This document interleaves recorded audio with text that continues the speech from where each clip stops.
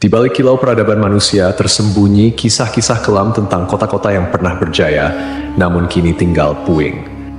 5 nama terukir dalam sejarah bukan karena kejayaannya, melainkan karena kehancurannya yang spektakuler. Kota-kota ini, yang konon dikutuk oleh Sang Pencipta, menjadi pengingat abadi akan batas antara kehendak manusia dan murka ilahi.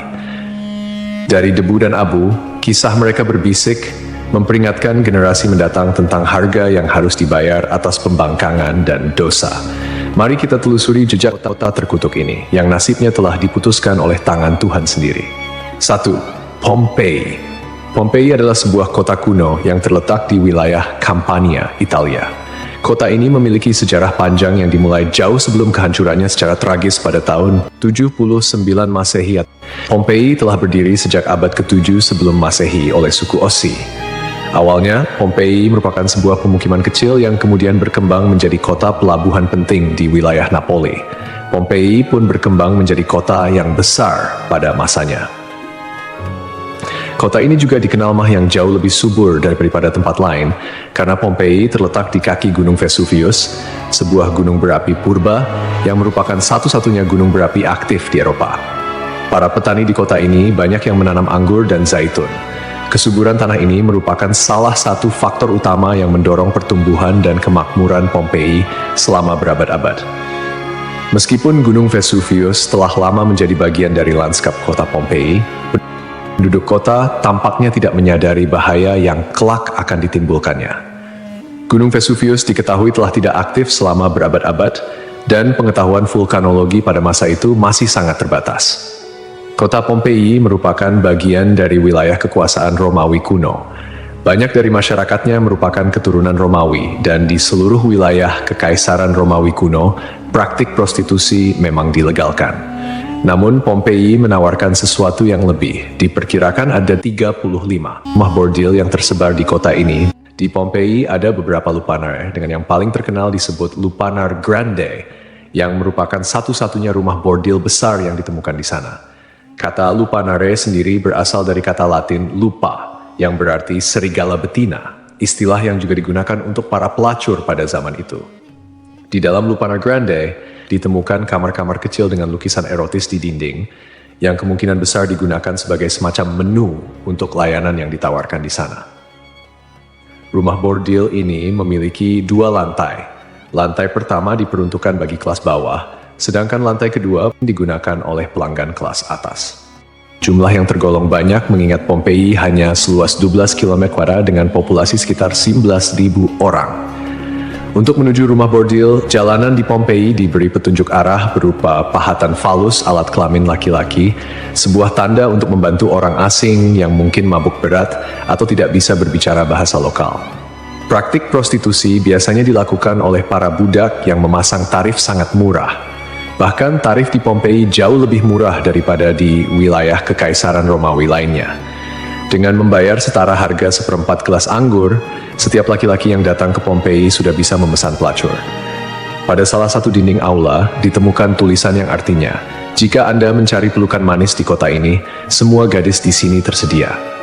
Hubungan seksual yang diwajarkan tidak hanya terjadi antara laki-laki dan perempuan saja. Penemuan grafiti menunjukkan bahwa homoseksual dan pemerkosaan anak juga menjadi hal yang biasa di Pompei.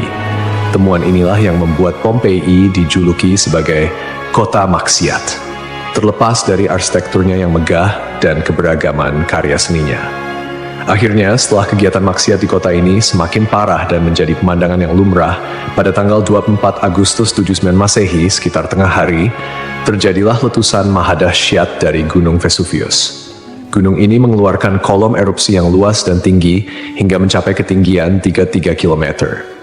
Abu vulkanik dan batu apung mulai berjatuhan di Pompei dan di daerah sekitarnya. Tebalnya erupsi menyebabkan kegelapan di siang hari dan membuat orang-orang kesulitan untuk bernapas, sehingga penduduk Pompei banyak yang tidak sanggup melarikan diri. Kemudian pada malam hari, letusan mencapai puncaknya. Serangkaian awan panas yang mematikan mulai menyapu kota dengan kecepatan tinggi dan membunuh siapapun di kota tersebut. Meskipun sulit untuk memastikan jumlah korban jiwa yang tepat, diperkirakan ada sekitar 2.000 orang yang tewas di kota Pompei, meskipun banyak juga yang berhasil melarikan diri pada tahap awal erupsi. Namun, mereka yang tertinggal atau terlambat melarikan diri menghadapi nasib yang sangat mengerikan. Kota maksiat ini hancur lebur bersama 500 tahun. Setelah sekian lama, Pompei ditemukan kembali pada abad ke-14 dan penggalian yang dilakukan mengungkapkan banyak artefak serta mumi-mumi yang terkubur di bawah abu vulkanik. Pompei kini menjadi simbol peringatan akan bahaya dari keangkuhan dan dosa manusia.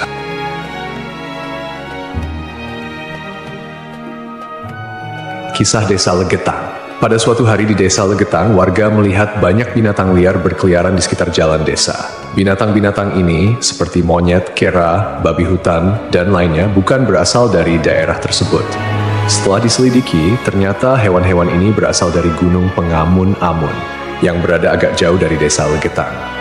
Kejadian ini membuat warga khawatir dan mereka bermusyawarah untuk menyikapinya.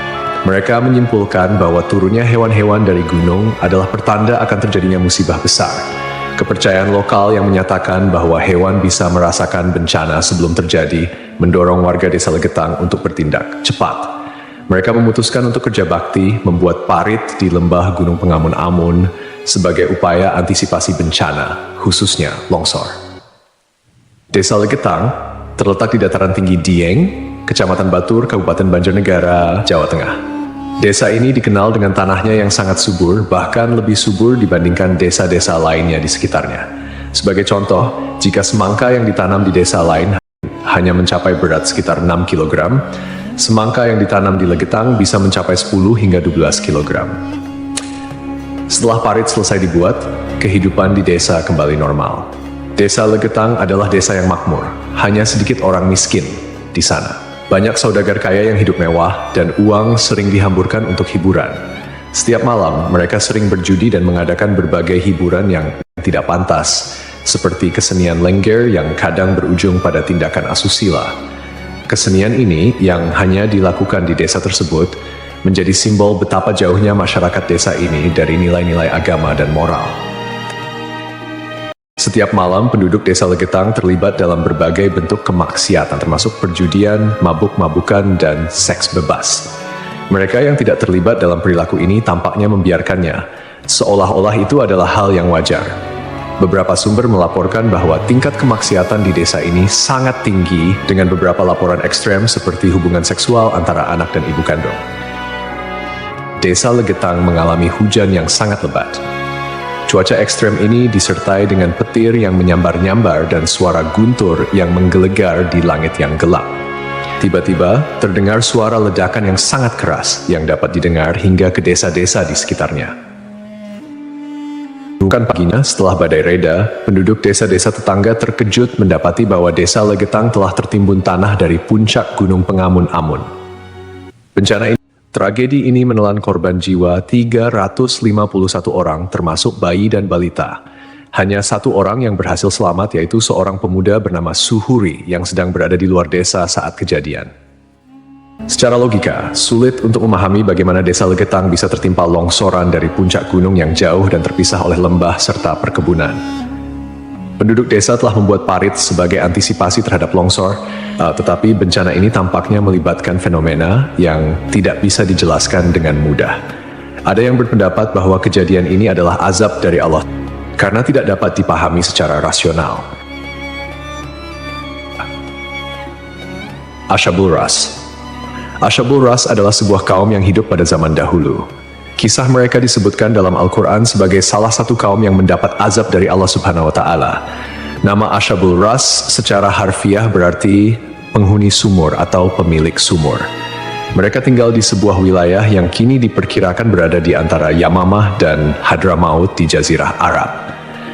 Kehidupan Ashabul Ras sangat bergantung pada sebuah sumur besar yang menjadi sumber air utama. Tidak hanya menjadi pusat kehidupan, tetapi juga menjadi simbol kemakmuran dan identitas kaum tersebut. Mereka membangun peradaban yang cukup maju di sekitar sumur ini dengan pertanian dan peternakan sebagai mata pencaharian utama. Namun, meskipun telah diberi nikmat berupa sumber air yang melimpah, Ashabul Ras justru menyalahgunakan anugerah tersebut. Mereka mengembangkan sistem kepercayaan yang menyimpang dan menyembah pohon cemara besar yang tumbuh di dekat sumur mereka.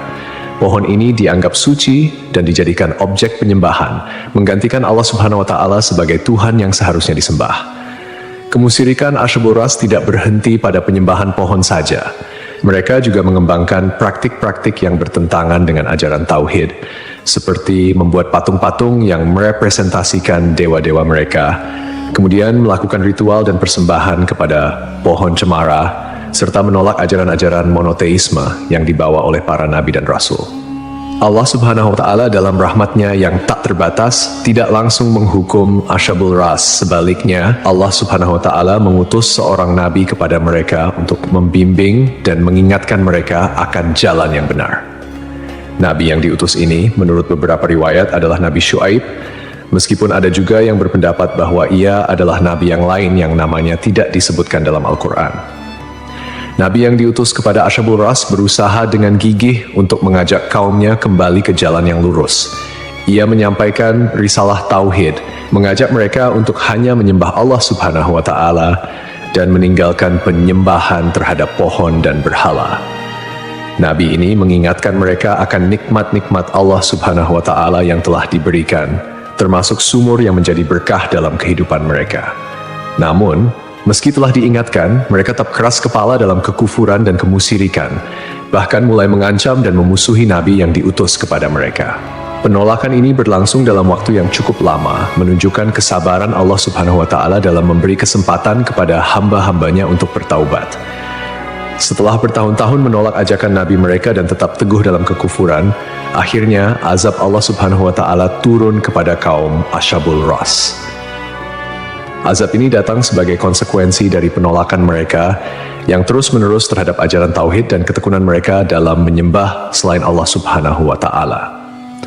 Menurut beberapa riwayat, azab yang menimpa Asyabul Ras terjadi dalam beberapa tahap. Pertama, terjadi kekeringan dan paceklik. Allah Subhanahu wa Ta'ala mulai mengurangi curahan rahmatnya dengan menahan air hujan. Akhirnya, terjadi kekeringan berkepanjangan. Tanaman-tanaman mereka mengering dan ternak mereka mulai mati kelaparan. Ini merupakan peringatan awal bagi Asyabul Ras, namun mereka tetap tidak mengindahkannya. Kemudian terjadi pencemaran sumur. Sumur yang menjadi sumber kehidupan mereka tiba-tiba tercemar. Airnya berubah warna, berbau busuk, dan tidak layak dikonsumsi. Hal ini menyebabkan krisis air yang parah di kalangan Asyabul Ras. Lalu datanglah gempa bumi. Sebuah gempa dahsyat mengguncang wilayah tempat tinggal Asyabul Ras. Gempa ini menghancurkan bangunan-bangunan dan infrastruktur yang telah mereka bangun selama bertahun-tahun. Akhirnya, mereka pun binasa, meninggalkan kisah yang menjadi peringatan bagi generasi-generasi setelahnya tentang konsekuensi dari menolak petunjuk ilahi dan hidup dalam kemusyrikan.